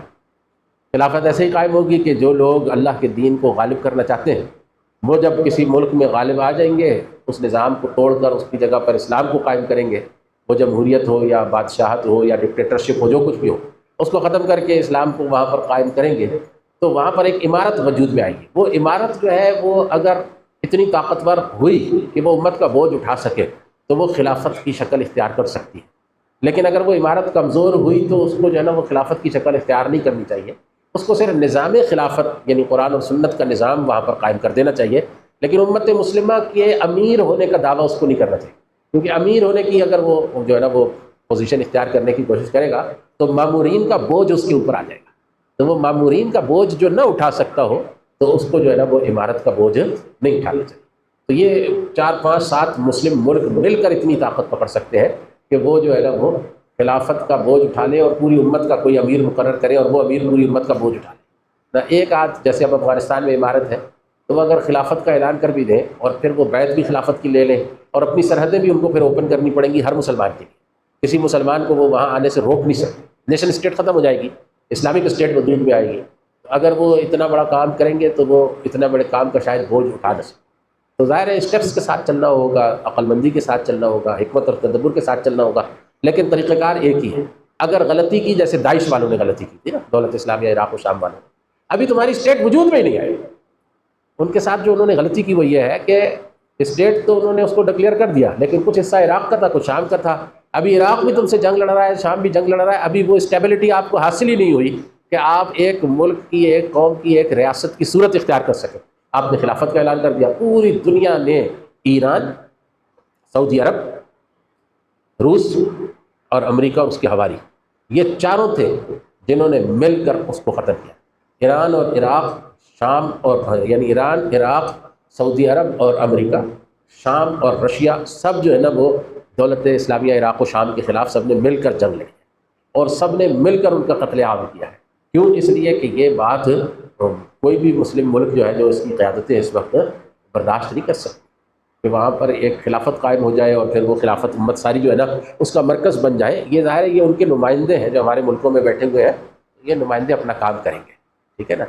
تو یہ ایک آخری سوال تھا جو کہ لکھے ہوئے سوالات میں سے میں نے منتخب اس لیے کیے تھے کہ یہ 3 سوال کہ بھائی یہ بہت کثرت سے کیے گئے، ان تینوں سوالوں کا جواب۔ باقی اس کے سوا جو ہے نا وہ سوالات ہیں تو آپ اگر لکھ کر لائے ہیں یا کھڑے ہو کر کرنا چاہتے ہیں تو کر سکتے ہیں، میں حاضر۔ لکھے ہوئے سوالوں کو میں نے جواب دے دیا.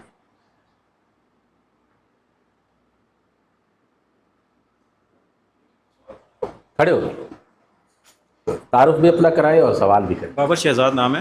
جی جی شفا فرمائیے. انٹرنیشنل میں جاب کرتا ہوں. سوال یہ تھا کہ داعش کی پھر دعوت ٹھیک تھی اور طریقہ کار میں فرق تھا ان کا؟ بات یہ ہے کہ وہ تو کھڑے ہوئے تھے پہلے امریکہ کو عراق سے خارج کرنے کے لیے. پھر جب ان کو ایک بڑی زمین کے اوپر اقتدار حاصل ہو گیا تو انہوں نے نیچرلی وہاں پر اسلامی نظام قائم کیا. وہاں پر کچھ جلد باز لوگ تھے جنہوں نے یا وہ ٹریپ ہو گئے یا ان جلد باز لوگوں نے اپنی بے صبری میں وہاں پر اپنا جو امیر تھا اس کو خلیفہ ڈکلیئر کر دیا اور کہا کہ خلافت جو ہے وہ سب سے پہلے مسلمانوں کا فرض یہ ہے کہ خلافت قائم کریں، عمارت کوئی شے نہیں. حالانکہ ایسا نہیں ہے. رسول کریم صلی اللہ علیہ وسلم کی وہ سیرت پر غور کرتے تو مضر کے پیچھے جو ہے نا وہ قبائل تھے جو رسول کریم صلی اللہ علیہ وسلم کے پاس آئے. تو آپ صلی اللہ علیہ وسلم نے ان کا نظم الگ سے بنایا اور آپ نے فرمایا کہ تم اپنا جو ہے نا جب جہاد کرنا تو اس کا خمس ہمیں بھیجنا. لیکن انہوں نے کہا ہمارے اور آپ کے درمیان تو یہ قبیلہ بنو مضر کے کفار حائل ہیں، تو اب ہم جو ہے نا وہ آپ کی سلطنت میں تو نہیں آ سکتے، تو ہم کیا کریں؟ تو آپ صلی اللہ علیہ وسلم نے بتایا کہ تم یہ کام کرو. اپنے میں سے تو ان کا ظاہر ایک امیر مقرر کرنا ہی تھا نا، وہ کیا اور ساتھ میں جو ہے نا وہ انہوں نے یہ بھی کیا کہ ان کو یعنی دین کے نفاذ کی اور جہاد کی بھی تربیت اور وہ دی اور حکم دیا. تو یہ ہے کہ طریقہ کار اختیار کیے جا سکتے ہیں. ان کی سیرت کے اندر ہمیں بہت ساری مثالیں. تو یہ جو ہے جو جلد بازی ہے یہ کبھی اچھا رنگ نہیں کراتی. اور پھر یہ ہے کہ اسلام میں شرائط ہے نا، اسلام میں خلافت کی شرائط ہے نا. خلیفہ کون مقرر ہوگا اس کی شرائط ہے، فرد کی شرائط ہے. خلافت منعقد کب ہوگی؟ انعقاد خلافت جو ہے اس کی جو شرائط ہیں ان کو آپ جب غور سے پڑھیں گے کہ خلیفہ کب منعقد ہوتا ہے، خلافت کب منعقد ہوتی ہے. جب امت جو ہے وہ اگرچہ دو آدمیوں نے مشورہ کیا ہو لیکن وہ دو آدمیوں کے مشورے کو امت مان لے. جیسے کہ جو ہے نا وہ آپ کو پتہ ہے جب یہ خمینی صاحب اترے نا ایران کے اندر تو ان کو بتایا گیا کہ وزیر اعظم بھاگ گیا اور اب کوئی جو ہے نا ملک کا نظم چلانے کے لیے وزیر اعظم چاہیے. تو انہوں نے جو ان کے قریبی لوگ تھے ان میں سے انہوں نے نام لیا مہدی بازرگان کا. ان کا مہدی بازرگان جو ہے نا وہ خلیفہ وہ ہے وزیر اعظم، اس کو وزیر اعظم بنا دیا گیا. سارے ملک کے منہ پر مہدی بازرگان کا نام تھا اور اس نے پورا ملک جو ہے نا کنٹرول کرنا شروع کر دیا. تو وہ یہ ہے کہ جب جن لوگوں کے کہنے سے ہو جاتا ہے، اب جس طریقے سے نواز شریف اور غلام اسحاق خان اور عبدالوحید کاکڑ تین آدمی بیٹھے نا، ٹھیک ہے، سرتاج عزیز نے بٹھایا ان کو اور تین آدمیوں نے بیٹھ کر پاکستان کی تقدیر کا فیصلہ کر دیا کہ اس آدمی کو لا کر یہاں مسلط کرتے ہیں جس کو بیچارے کو یہاں امریکن سنڈی کہا جاتا تھا، یعنی معین قریشی. تو وہ جو ہے ملک کا وزیر اعظم رہا، پاورفل وزیر اعظم تھا. یہ بھی آپ کو پتہ ہونا چاہیے اس نے پاکستان کی سرحدیں کم کر دی. جو پاکستان کی جو ہے نا سمندری سرحدیں تھیں ان کو اس نے کم کر دیا تھا کیونکہ امریکہ یہ چاہتا تھا کہ وہاں سے جب وہ گزرے امریکہ اور برطانیہ وغیرہ کے جو جہاز وغیرہ تو ان کو راہداری پے نہ کرنی پڑے پاکستان کو نا. تو اس نے وہ جہاں تک ان کو خلیج میں داخل ہونے کے لیے راستہ چاہیے تھا وہاں تک اس نے سرحدیں بیک کر دی پاکستان کی. یہ اتنی بڑی غداری ہوئی اور یہ انہی تین آدمیوں کے صدقے میں ہوئی، غلام اسحاق خان، نواز شریف اور یہ عبدالوحید کاکڑ کے صدقے. لیکن قوم کو یہ قبول کرنا پڑتا ہے نا. جب مشورہ بعض اوقات ایسا ہوتا ہے کہ وہ چند لوگوں کا بھی جب سب لوگوں کو ماننا پڑ جائے تو پھر وہ مشورہ بھی جو ہے نا وہ مشورہ ہوتا ہے. لیکن انعقاد خلافت کی بڑی شرائط. اب ایک غلط فہمی جو ہاں مجھے بہت زیادہ مذہبی جماعتوں کے درمیان نا وہ ان یعنی باتوں کو کرتے ہوئے ان مباحث میں مذہبی جماعتوں کے درمیان جو مشکل ایک پیش آتی ہے نا وہ ہے الیکشنز کے حوالے سے ایک دوسرا رویہ. وہ کیا کہتے ہیں؟ اب حزب التحریر والے ہیں یا دیگر جو داعش والے ہیں یا اس طرح جو لوگ ہیں مذہبی، وہ کہتے ہیں جی الیکشنز میں حصہ لینا حرام ہے. وہ کہتے ہیں جی الیکشنز جو ہے جو لوگ الیکشنز کے اندر حصہ لیتے ہیں وہ تو جو ہے نا وہ اسٹیبلشمنٹ کے اعلی کار ہوتے ہیں، لہٰذا ان کا قتل کرنا بھی جائز ہے، ان کو مارنا بھی جائز ہے. یہ جو ہے نا یہ خارجیوں والا فکر ہے، اس کو ہم قبول نہیں کر سکتے. الیکشنز جو ہے نا وہ جمہوریت نہیں ہے. جمہوریت ایک نظام ہے، اس کا اصول یہ ہے کہ انسان اپنے فیصلے میں آزاد ہے اور فیصلہ اکثریت رائے کو کرنا چاہیے. ٹھیک ہے، یہ ہے قانون بھی اکثریت رائے سے بننا چاہیے. یہ جو نقطہ نظر ہے یہ اصل جمہوریت ہے اور یہ کفر ہے، اس کے کفر ہونے میں کوئی شک نہیں ہے. الیکشنز ایک پروسیس ہے حکومت میں آنے کے، حکومتی اقتدار کے اندر داخل ہونے کے. وہ جو الیکشنز ہیں ان کے اندر اگر دینی جماعتیں اس لیے داخل ہوتی ہیں کہ اندر جا کر سسٹم کو وہ بریک کریں یا سسٹم جو ہے نا وہ اس کو جی ہاں چائے لے آئے، بالکل بہت ضروری ہے اس وقت. تو وہ سسٹم کو ختم کرنے کے لیے اگر جو ہے نا وہ اس کے اندر داخل ہوتی ہیں کہ اندر سے بھی ہمارے پاس لوگ موجود ہوں، باہر سے بھی ہوں، تو ان کا نقطہ نظر چونکہ ڈفرینٹ ہے، لہٰذا ان کے اوپر ان فتووں کا اطلاق نہیں ہوتا۔ ان فتووں کا اطلاق جو ہے ان کے اوپر ہوتا ہے جو یہ سمجھتے ہیں کہ اسلام کا متبادل نظام جمہوریت ہے اور بہترین نظام ہے۔ وہ جو یہ سمجھتا ہے نا وہ کافر ہو سکتا ہے نا۔ جو آدمی یہ نہیں سمجھتا کہ بھائی جمہوریت جو ہے وہ کیا کہتے ہیں، وہ یہ سمجھتا ہے کہ جمہوریت کفر ہے، لیکن جمہوری نظاموں کے ذریعے سے آپ اقتدار کے اندر داخل ہو سکتے ہیں، وہاں بیٹھ کر آپ ان کو مزید، اور مسلم ممالک کا الگ مسئلہ ہے، مسلم ممالک میں اسلامیت اور مغربیت کی کشمکش چل رہی ہے، تو اس کشمکش میں جہاں فیصلے ہونے وہاں پر اگر آپ کا ایک آدمی بھی موجود ہوتا ہے نا تو ان کو بختہ پڑ جاتا ہے، ان کے لیے مصیبت کھڑی ہو جاتی ہے۔ تو یہ چیز جو ہے نا اس کو بھی سمجھنے کی ضرورت ہے۔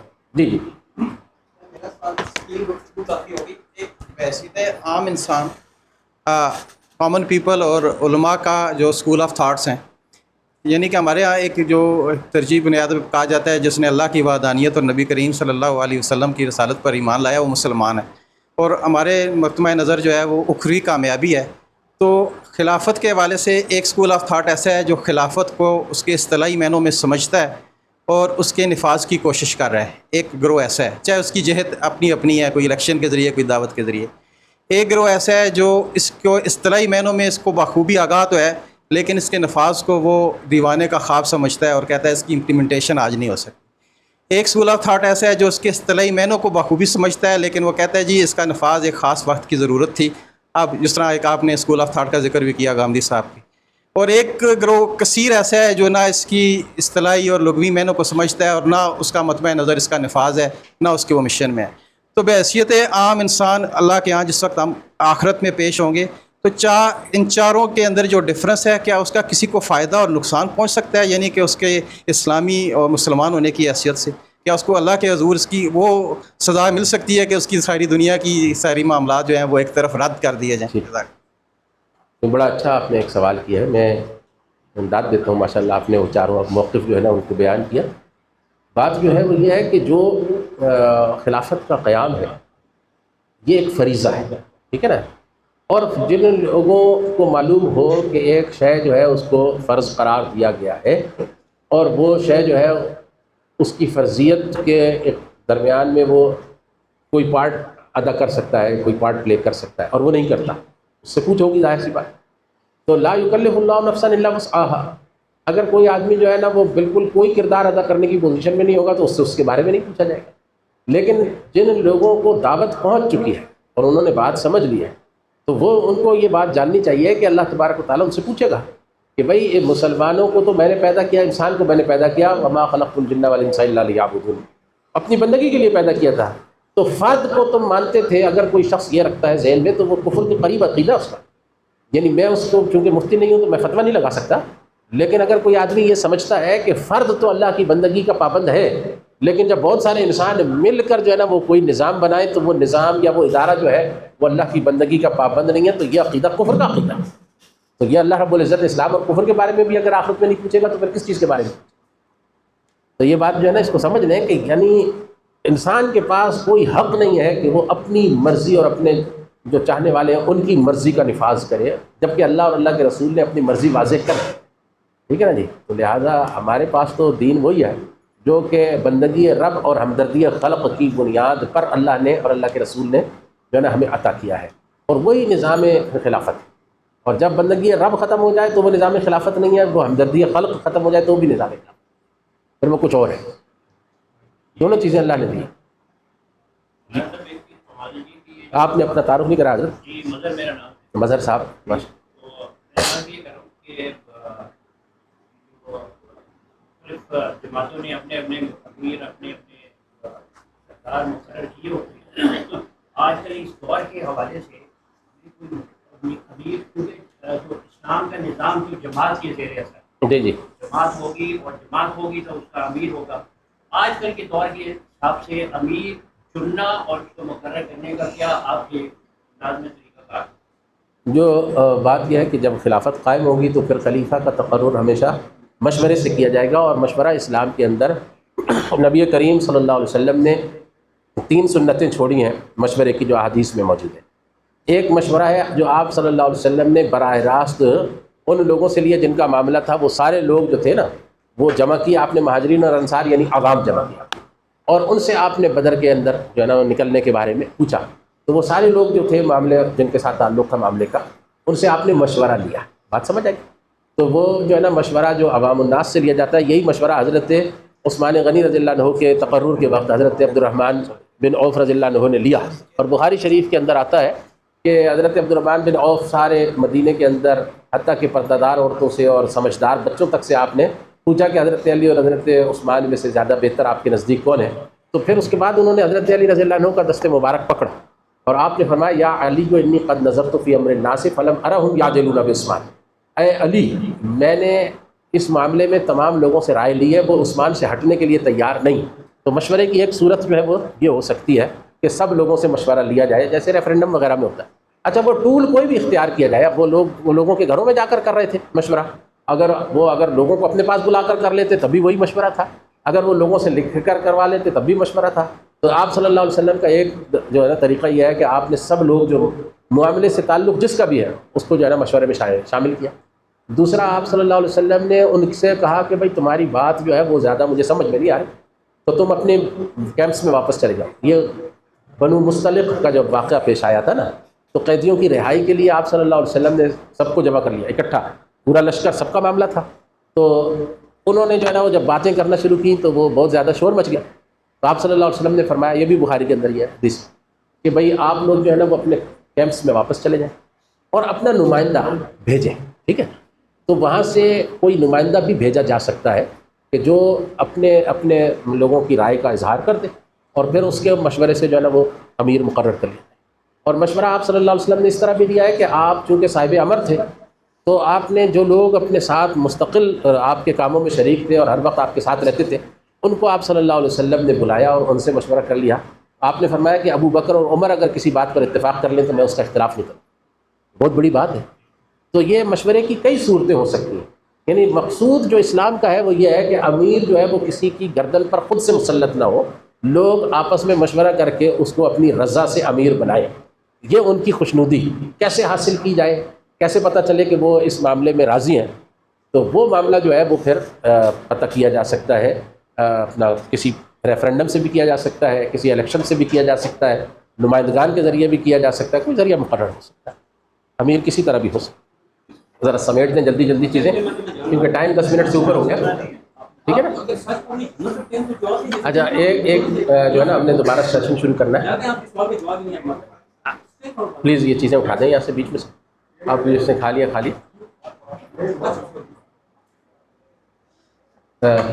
ایسا ہے کہ یہ 4 روز بن گئی ہیں نا، 1 2 3 4 روز ہیں. تو اس رو میں سے ایک سوال جو بھی صاحب کریں گے. ٹھیک ہے؟ پہلے آپ کو میں دیتا ہوں ٹائم اس رو والوں کا، پھر اس کو، پھر ان کو، پھر ان کو. ٹھیک ہے نا؟ سوال کریں اپنا، اور سوال جو ہے نا اگر آپ کا تشفی بخش جواب اس کا نہ ہو تھوڑا سا صبر کر لیں. ٹھیک ہے؟ بعد میں بھی ہو سکتا ہے اس کے اوپر ہم کلام کر لیں، لیکن باقیوں کو بھی موقع ملے سوال جواب کا. تو بھائی آپ یہ جو پہلی رو دیوار کے ساتھ لگی بیٹھی ہے، اس میں کوئی سوال کرنے والا ہے؟ نہیں ہے. ٹھیک ہے، آپ کے سوال کا جواب ہو گیا، آپ کو بات سمجھ آئے. یہ میرے سامنے جو بیٹھے ہوئے، جی آپ کھڑے ہو جائیں اور ساتھ میں پھر اپنا سوال تعارف کے ساتھ. السلام علیکم. جی وعلیکم السلام. میرا نام ارمغان ہے اور سوال وہی کنٹینیو کرنا چاہوں گا کہ خلافت 30 سال چلی ہے. اچھا. اس کے بعد میجورٹی بادشاہت ہی رہی ہے، اور اس میں میجورٹی اچھے بادشاہ نہیں رہے، ظالم اور برے ہی بادشاہ رہے ہیں. تو وہ جو ہم جس نظام کی دعوت دے رہے ہیں اس کی کیا گارنٹی ہے کہ وہ چینج نہیں ہو جائے گی تھوڑے عرصے بعد؟ اگر خلافت قائم بھی ہو جائے، بادشاہت میں چینج ہو جائے گی اور ظالم بادشاہ آ جائیں گے تو ختم ہو گیا. نہیں بیٹے تشریف رکھیں. پہلے تو میں نے آپ سے یہ عرض کیا تھا، اس دن بھی عرض کیا تھا کہ خلافت جو ہے وہ 30 سال نہیں رہی. ٹھیک ہے؟ خلافت کے اندر ایک 30 سال کے بعد ایک جو ہے نا وہ فساد پیدا ہوا. وہ کیا تھا کہ خلیفہ چننے کے طریقہ کار کو مشورے کے بجائے تلوار سے جو ہے نا وہ اختیار کر لیا. اب وہ تلوار جو ہے اس کے اختیار کرنے کا نقصان کیا ہوا کہ باوجود اس کے کہ وہ صحابی رسول تھے، امت نے ان کو خلیفہ راشد ماننے سے انکار کیا. ٹھیک ہے نا جی؟ تو حالانکہ سب صحابہ راشد ہوتے لیکن ان کی خلافت کو خلافت راشدہ تسلیم نہیں کیا. ایک بات تو یہ ہے. اور دوسری بات یہ ہے کہ یہ جو خلافت راشدہ ہے یہ ایک آئیڈیل سسٹم تھا امت مسلمہ نے اس کو فالو کرنے کا ایک بہت طویل عرصے جو ہے نا، آپ اس کے اوپر، آپ کے پاس اصل میں تاریخ کی معلومات کم ہے، اور میں معذرت کے ساتھ عرض کرتا ہوں، اور آپ نے دعویٰ بہت بڑا کر دیا ہے کہ جی خلافت 30 برس کے بعد قائم نہیں ہوئی. خلافت جو ہے اس کے بعد مختلف خلفاء ایسے آتے رہے. بنو امیہ میں بھی آئے، عمر بن عبدالعزیز تو بالکل واضح ہیں. اسی طریقے سے بنو عباس میں بھی آئے، اور پھر بنو عثمان میں بھی آئے. یہ خلیفاؤں کی وہ جو 3 بڑی سیریز ہے نا، ان کے اندر جنہوں نے کوشش کر کے اپنے طور پر خلفائے راشدین کی خلافت کو جو ہے نا وہ انہوں نے فالو کرنے کی کوشش کی اس طریقے کو.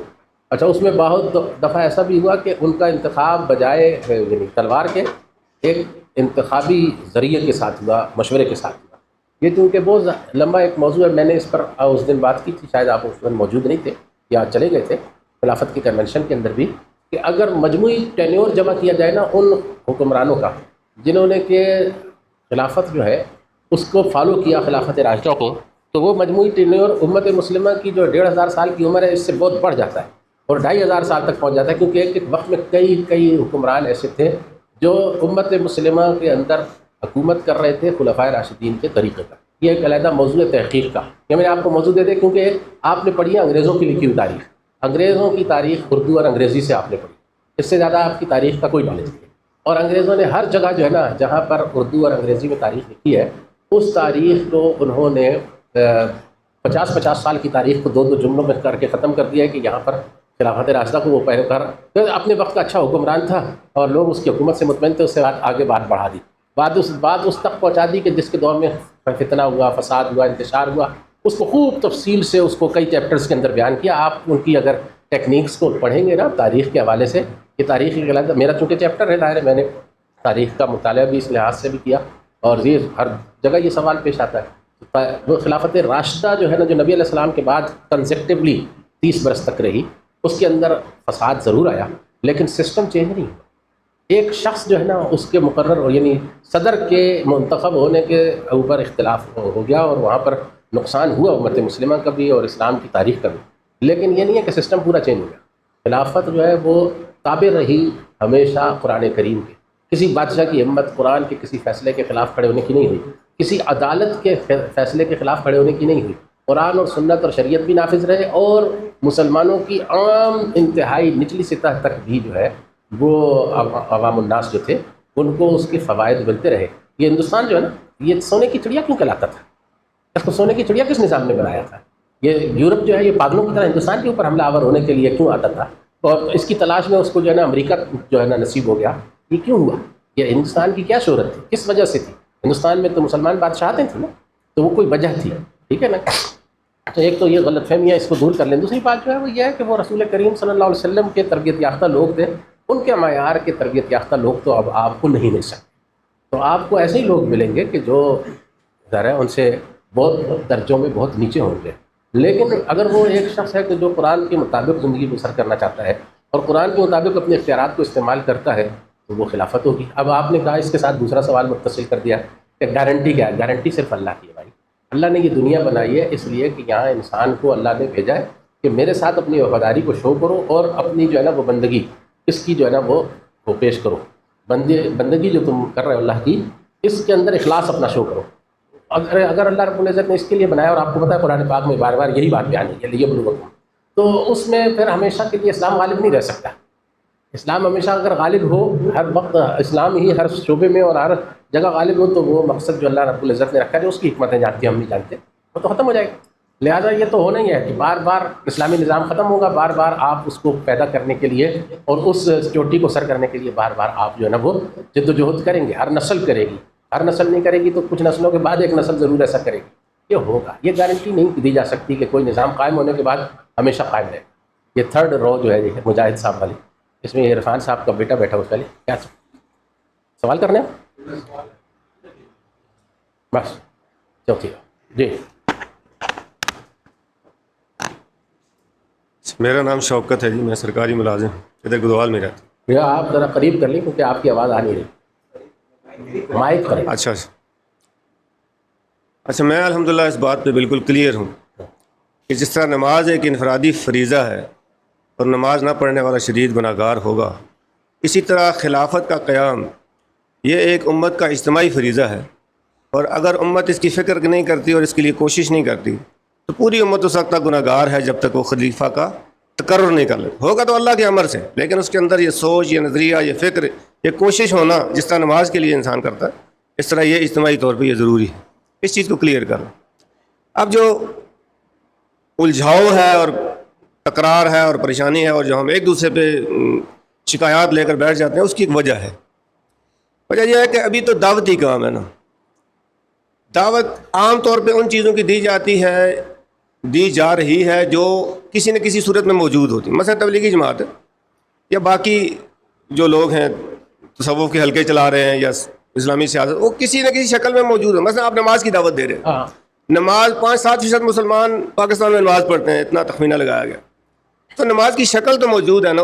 جب بے نمازی کو یہ کہا جاتا ہے یار نماز پڑھو، تو وہ کہتا ہے کیسی نماز پڑھے؟ تو ہم کہتے ہیں یار مسجد میں نماز ہوتی ہے، اذان ہوتی ہے، اس کی شکل موجود ہے، آپ بھی وہ اختیار کر لیں، نمازی ہو جائیں گے. ہم چاہتے ہیں 100% مسلمان نمازی ہو جائیں.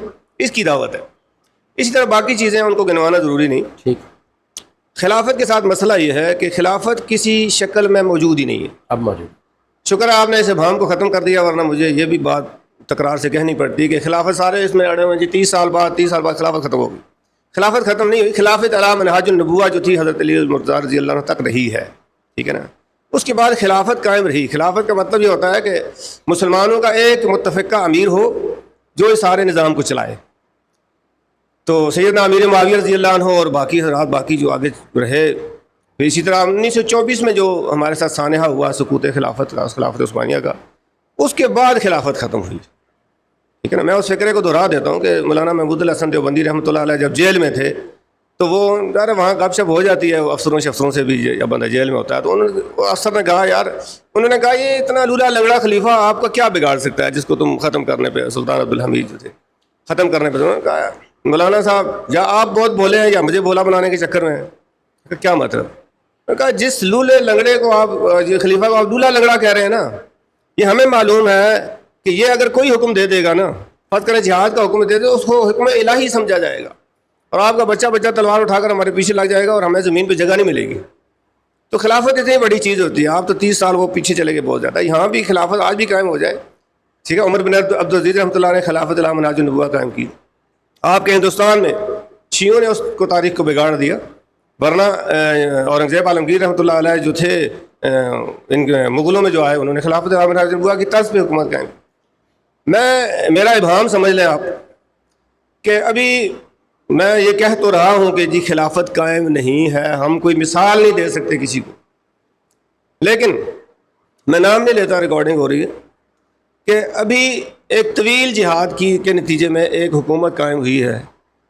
ٹھیک ہے. ہمیں اس پہ اظہار تشکر بھی تو کرنا چاہیے نا. ہم عرصے سے ماتھا رگڑ رہے ہیں تو چلو یار some thing is better than nothing کے مصداق ہی صحیح.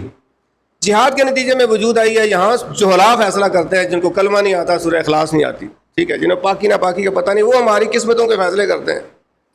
وہاں علماء فیصلے کرتے ہیں. ٹھیک ہے. چلے ایک شکل تو موجود ہے، دعوت ان کو بھی دی جا سکتی ہے. ٹھیک ہے یار، آپ اس میں تھوڑی وسعت پیدا کریں. ٹھیک ہے. یہ صرف دیوبندی مکتبہ فکر تک نہ رہے، اس کو امت کے اوپر پیش کریں. امت میں اور بھی لوگ ہیں، صرف پختون ہی نہ ہو لسانی طور پہ، اور بھی پرشین بھی ہیں، اور باقی اسلام بہت ساری جگہوں پہ پہنچ چکا ہے. تو امت کے اوپر اس کو پیش کیا جائے. میرا ابہام سمجھ لیں، میں کم علمی کی بنیاد پہ بات کروں. مختصر ابہام پکڑے نا آپ نے تو تو وہ بھائی چونکہ میرا سوال سننے کے لیے بیٹھے تھے، میں ان کو کلیئر کر رہا ہوں.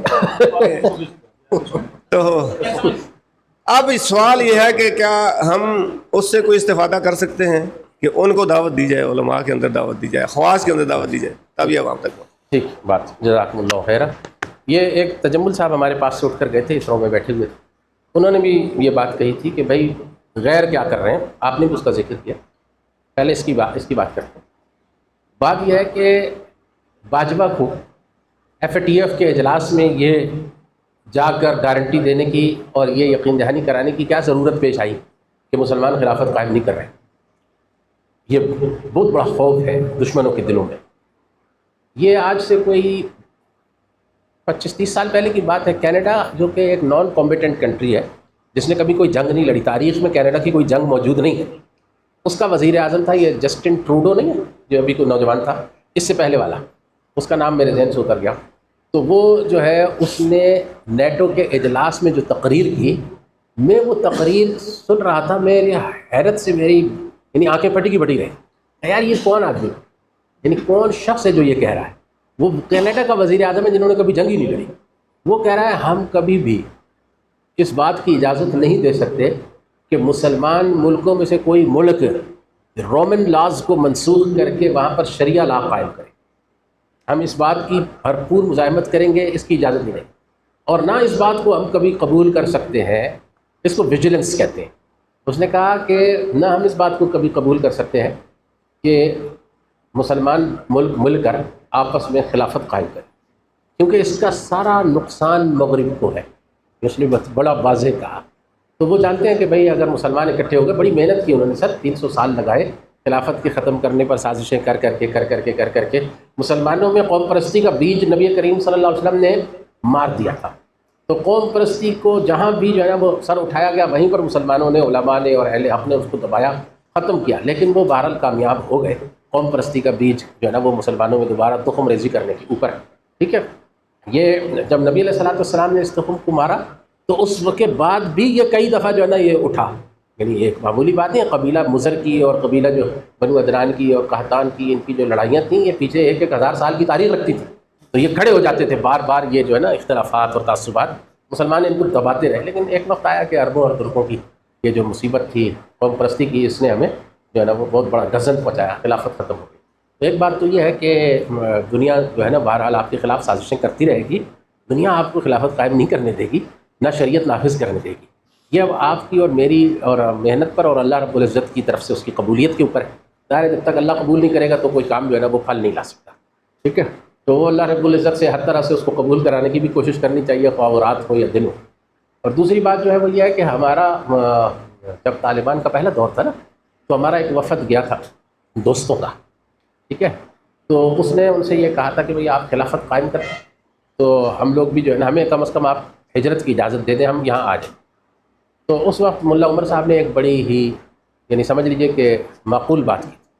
انہوں نے کہا کہ بات یہ ہے کہ میں ابھی افغان قوم کا بوجھ اٹھانے کے قابل بھی نہیں ہوں، تو میں باقی امت کا بوجھ نہیں اٹھا سکتا. تو وہ ٹھیک ہے کہ وہ وہاں پر جو ہے نا ابھی جو نیا سیٹ اپ بنا ہے، اب یہ جو دوسرا سیٹ اپ بنا ہے نیا، یہ امریکہ کے ساتھ معاہدے کر کے بنا ہے. امریکہ وہاں سے معاہدہ کر کے نکلا ہے نا، تو اس نے کچھ چیزوں کا ان کو پابند کیا ہے، کچھ چیزوں کا وہ خود پابند ہو گئے وہ لوگ. لیکن ابھی جو ہے نا وہ ایک ٹرانزیشن ہے، ایک فیز ہے، یعنی اب وہ کیا رنگ لائے گی ابھی ہمارے سامنے نہیں آ رہا. لیکن میں یہ سمجھتا ہوں کہ انہوں نے جو ایک بہت بڑا انقلابی قدم اٹھا لیا ہے نا، وہ خلافت کی جانب پہلا قدم ہے اور پیش قدمی ہے.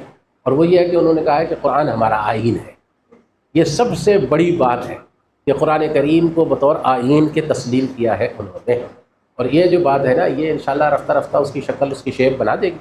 آئین سے ہی جو ہے نا وہ قوم کا جو یعنی اسٹرکچر ہے نا سیاسی اور معاشی، وہ آئین کے ساتھ بنتا ہے. سب سے پہلے دنیا میں جو قوم بھی آزاد ہوتی ہے سب سے پہلے اپنا آئین بناتی ہے. اگر انہوں نے قرآن کو آئین قرار دے دیا ہے تو اس کا انشاءاللہ اسٹرکچر اور جو بھی کچھ ہے اس کے اندر وہ اللہ کے حکم سے خلافت کے راستے پر چل پڑے ہیں. ابھی ان میں بہرحال بوجھ اٹھانے کی طاقت نہیں ہے. پاکستان میں بھی اگر اسلامی انقلاب آ جائے اور پاکستان کے اندر جو ہے نا وہ اسلامی نظام قائم ہو جائے، شریعت نافذ ہو جائے، عمارت قائم ہو جائے، پاکستان اور افغانستان مل کر بھی ایک طاقت بنتے ہیں. لیکن جب تک کہ انڈونیشیا، ملائیشیا، سعودی عرب، ترکی، ایران، یہ قوتیں جو ہے نا یہ ساتھ نہیں ملتی تو پوری امت کا بوجھ اٹھانا جو ہے نا وہ پھر بھی مشکل ہوگا. تو امت مسلمہ کو جہاں جہاں امت ہے اس وقت پہلا قدم جو ہے نا وہ یہ طے کرنا چاہیے کہ اپنے ملک میں سے نظام کفر کو ختم کر کے نظام اسلام وہاں پر قائم کریں. امت کا جو مرجر ہے ایک امت کی حیثیت سے اور خلافت کے ماتحت ایک جھنڈے کے نیچے، یہ ایک سیکنڈ اسٹیپ ہے، یہ پہلا اسٹیپ نہیں ہے. داعش والوں سے جو غلطی ہوئی تھی وہ یہی تھی کہ انہوں نے اس کو پہلے اسٹیپ کے اوپر رکھ دیا. ابھی بھی وہ ان کے جو لوگ ہیں وہ یہ سمجھتے ہیں کہ آغاز یہاں سے ہوگا. اگر آغاز یہاں سے ہوگا تو ساری دنیا وہیں پر انجام پہنچا دے گی جہاں آپ کا انجام ابھی پہلے پہنچ. اس وجہ سے جو ہے نا وہ حکمت اور تدبر کے ساتھ چلنا چاہیے. ہم تو اس کو اس کے لیے دعا گو ہے، اللہ کرے گا انشاءاللہ. ہم تو جانے کو بھی تیار تھے اس وقت، لیکن مسئلہ یہی ہے کہ وہ قبول کرنے کو تیار نہیں. اور ظاہر ہے انہوں کی جو معذرت تھی وہ قبول کرنی پڑی، وہ معذرت بھی غلط نہیں تھی. جی یہ راستہ جو ہے اسے ختم ہو گیا. میرا خیال ہے مقامی جو ساتھی ہمارے ساتھ بیٹھے ہوئے تھے ان کے سوال جواب جو ہے وہ زیادہ تر ہو گئے. کسی کی اگر کسی جواب سے تشفی نہ ہوئی ہو تو اس کے اوپر کوئی اور بات بھی جو ہے نا کسی وقت کسی نشست میں کر سکتے ہیں ہم لوگ. ٹھیک ہے، فی الحال یہ ہے کہ ہم ایک دعوت ہے اور دعوت یہ اس چیز کی ہے کہ ہمیں اپنی زندگی اللہ کی بندگی میں بسر کرنی ہے، ٹھیک ہے، اور ہمیں اللہ کی بندگی کا ایک اجتماعی نظام قائم کرنا ہے جہاں کوئی ادارہ اللہ کی بندگی کے راستے سے نہ ہٹے اور اللہ کے بغاوت نہ کرے، سرکشی نہ کرے۔ یہ جو لاپتہ افراد پیدا کرنا ہے، یہ جو ہے نا وہ قوم پرستی کی تحریکیں چلانا ہے، یہ جو لوگوں کو ان کے شناختی کارڈ دیکھ کر قتل کرنا ہے، یہ بھی، اور جو لوگوں کا بغیر عدالت کے پاکستان کی سیکیورٹی کونسلز کے ہاتھوں اور ان کے ٹارچر سیلوں کے اندر یہ جو قتل ہے، یہ بھی، یہ اللہ کی بغاوت ہے، یہ اللہ کی سرکشی ہے، یہ نافرمانی ہے۔ قوم پرست کریں یا پاکستانی قوم پرست کریں اور پاکستانی قومیت کے جو ہے نا لمبردار کریں، دونوں طرف سے یہ کام حرام ہے۔ پاکستانی قومیت بھی حرام ہے، بلوچی اور جو ہے نا وہ پنجابی اور پٹھان قومیت بھی حرام ہے۔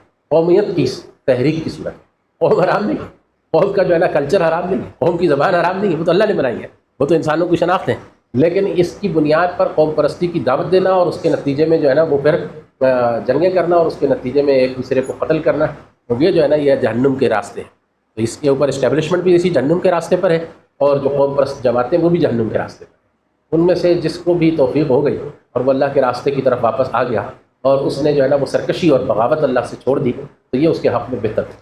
اور ہم میں سے ہر آدمی کے حق میں بہتر یہی ہے ہم انسان بن کر اللہ کی زمین کے اوپر اللہ کی مرضی کے مطابق زندگی بسر کریں اور اللہ سے سرکشی نہ کریں۔ بہرحال دنیا کے ساتھ ایک آخرت ہے، اور آخرت جو ہے وہ انسان کو اس کے ذاتی اعمال کا جواب دینا ہے، ٹھیک ہے۔ آخرت میں انسان اپنے بارے میں جواب دے، ٹھیک ہے نا۔ کوئی آدمی لا تزر وازرۃ وزر اخری، کوئی دوسری جان کا بوجھ نہیں اٹھائے۔